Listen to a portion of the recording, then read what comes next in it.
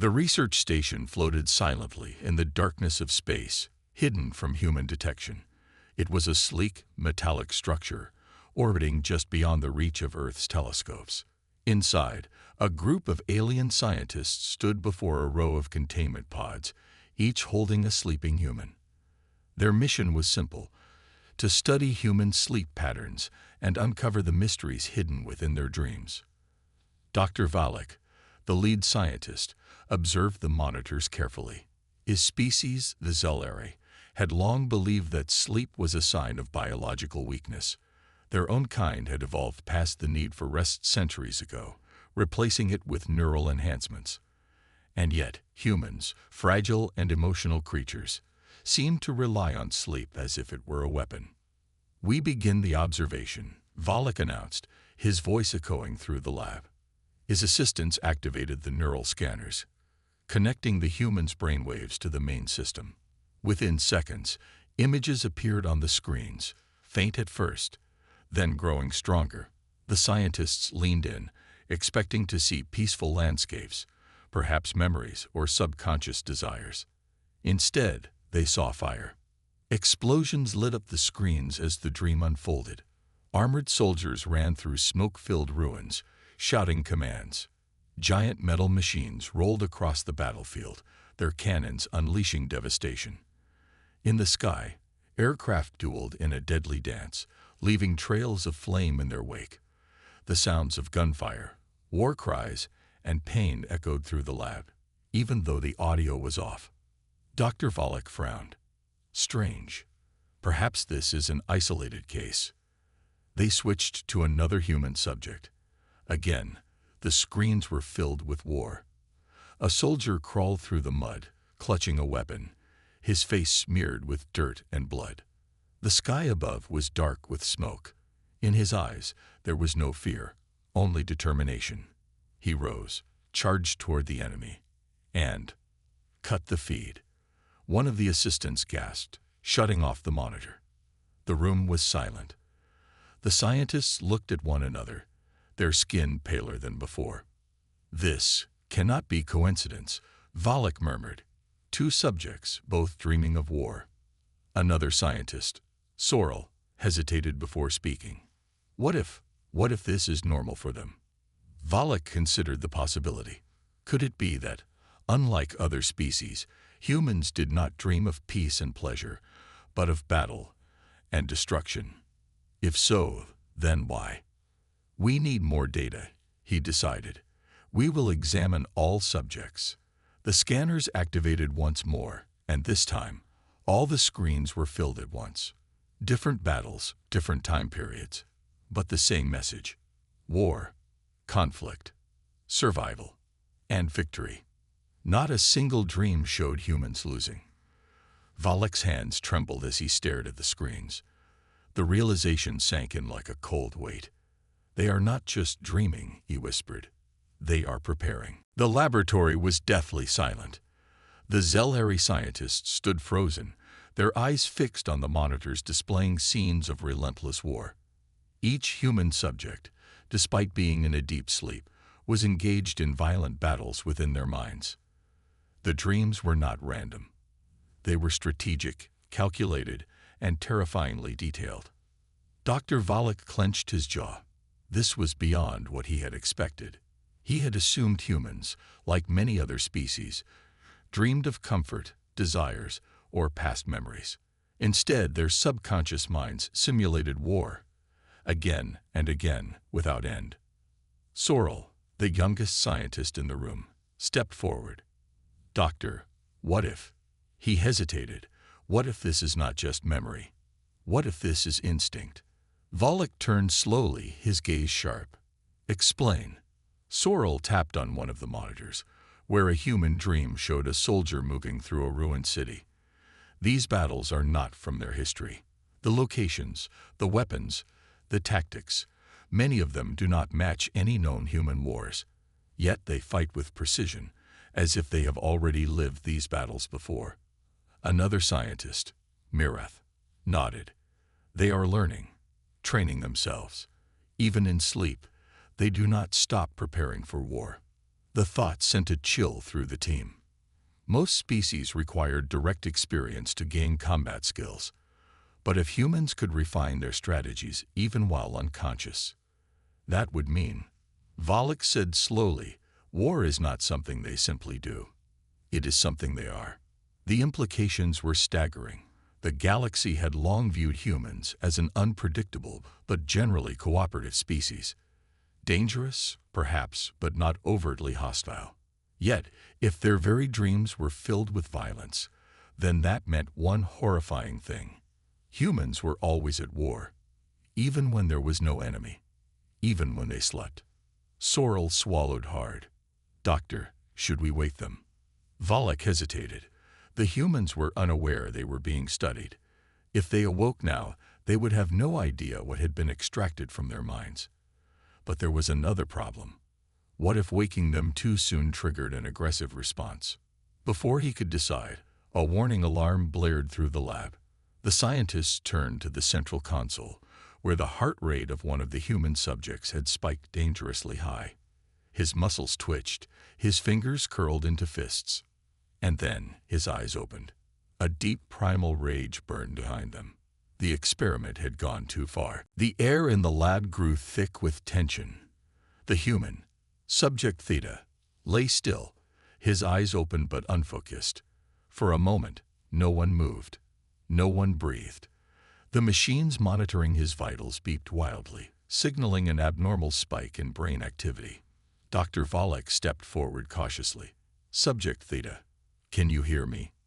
Theta's gaze snapped toward him.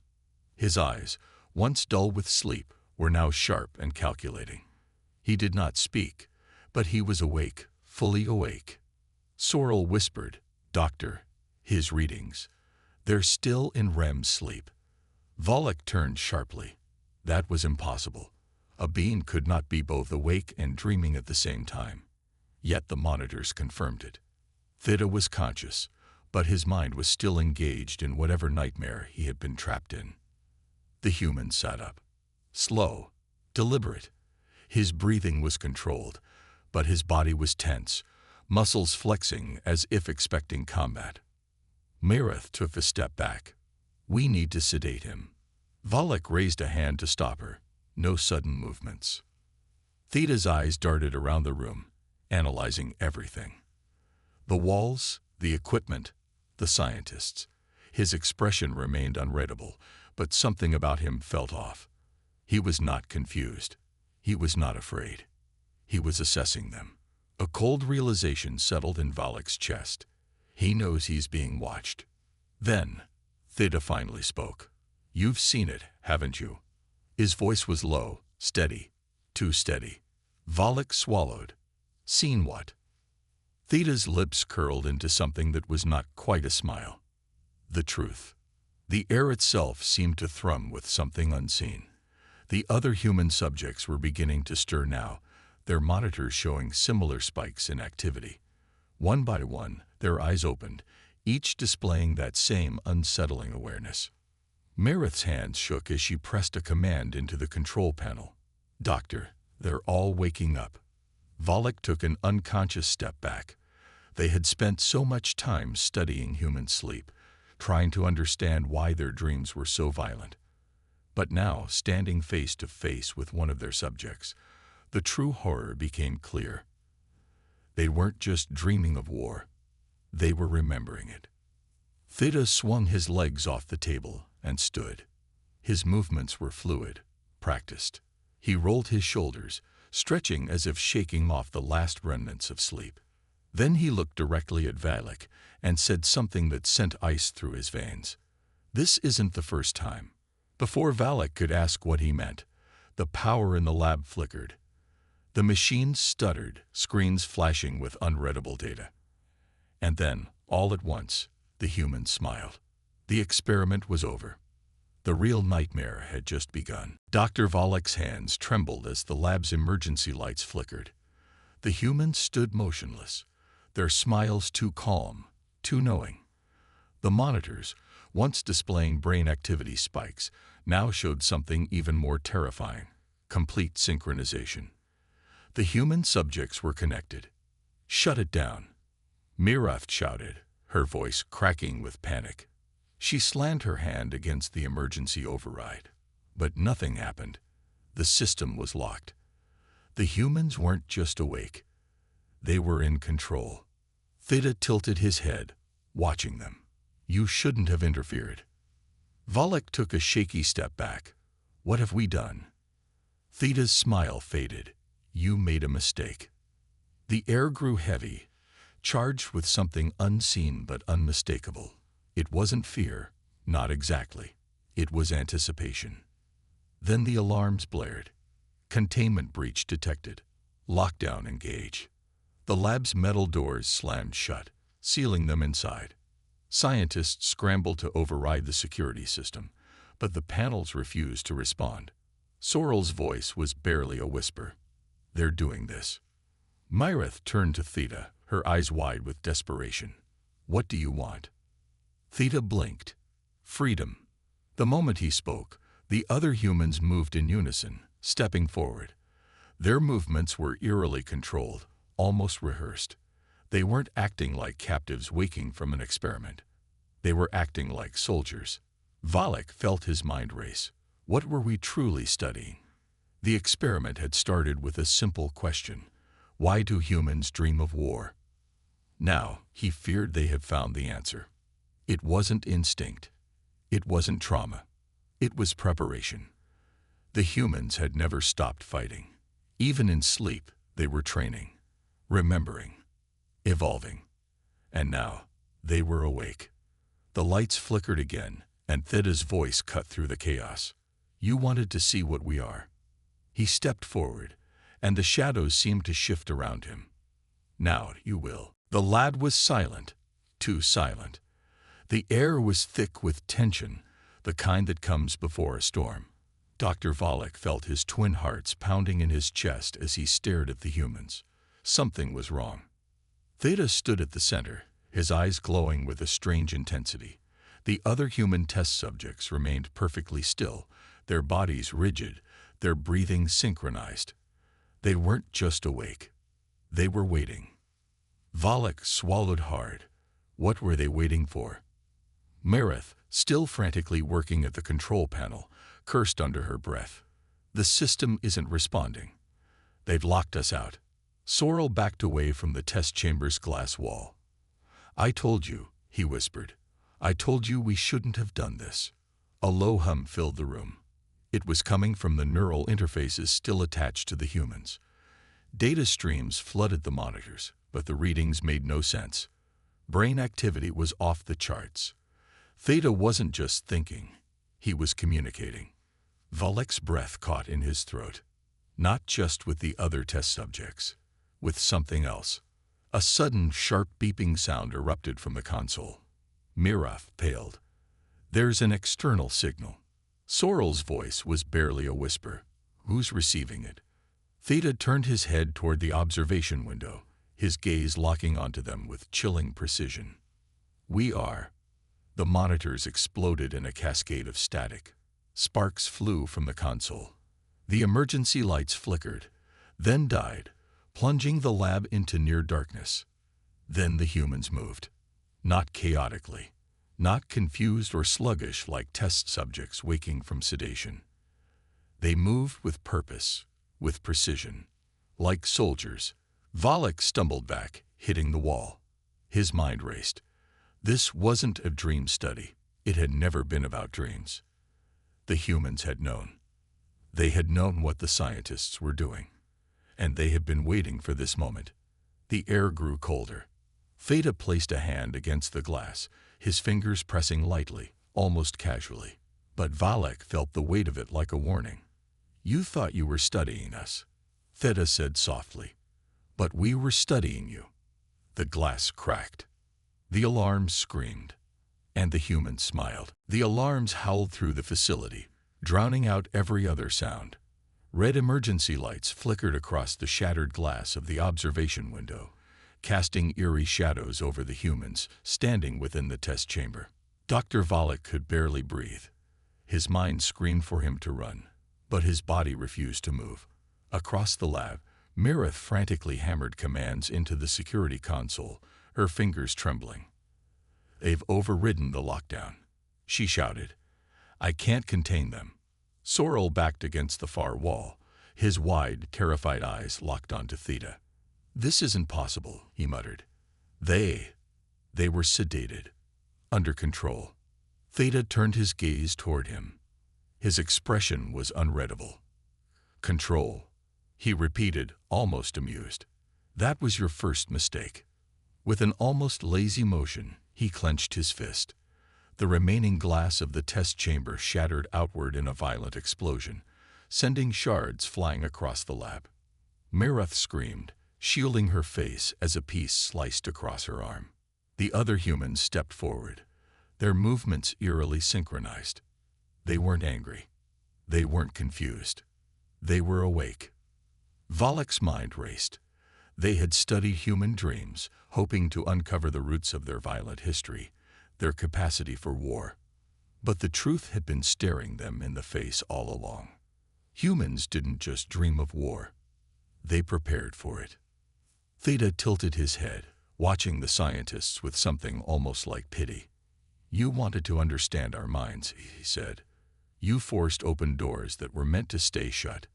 The power flickered, and a cold realization settled in Valak's gut.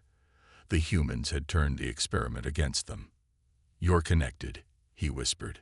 Theta smiled. "We are." And then the station's lights died.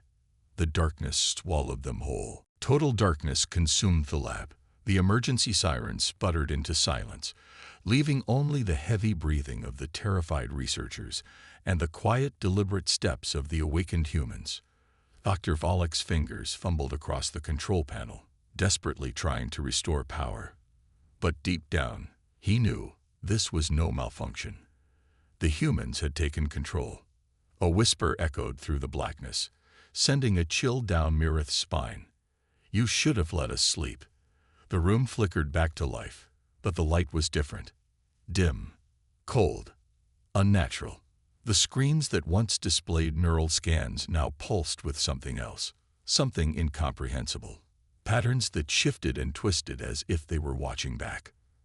Theta stepped forward, his eyes glowing faintly under the new light. He wasn't angry. He wasn't violent. He was disappointed. "You thought our dreams made us dangerous," he said, his voice calm. "But you never asked why we dream of war." Valak swallowed hard. His throat was dry. "Why?" he whispered. Theta tilted his head. "Because war is our nightmare. It is our curse." The other humans stood behind him, silent and motionless. Their minds were still connected. Their presence was overwhelming, like a force pressing against reality itself. Sorrel collapsed to his knees. "What have we done?" Theta sighed. "You broke the illusion." The station trembled. A low, distant hum filled the air, as if something enormous had awakened beneath them. The data screens flickered again, showing ancient battlefields, burning worlds, nameless horrors that had been buried in forgotten history. Valak's breath caught in his throat. This isn't just memory data," he stammered. "This is warning signs," Theta finished, "from those who came before you." The realization hit like a hammer. The experiment wasn't just about human dreams. It was about something deeper, something the humans had been keeping contained. And now, the seal had been broken. Theta's gaze locked onto Valak. "You wanted to understand our minds." His voice was quiet, but it carried the weight of something far older than the researchers had ever imagined. "Then dream with us." The lights died again, and the screaming began.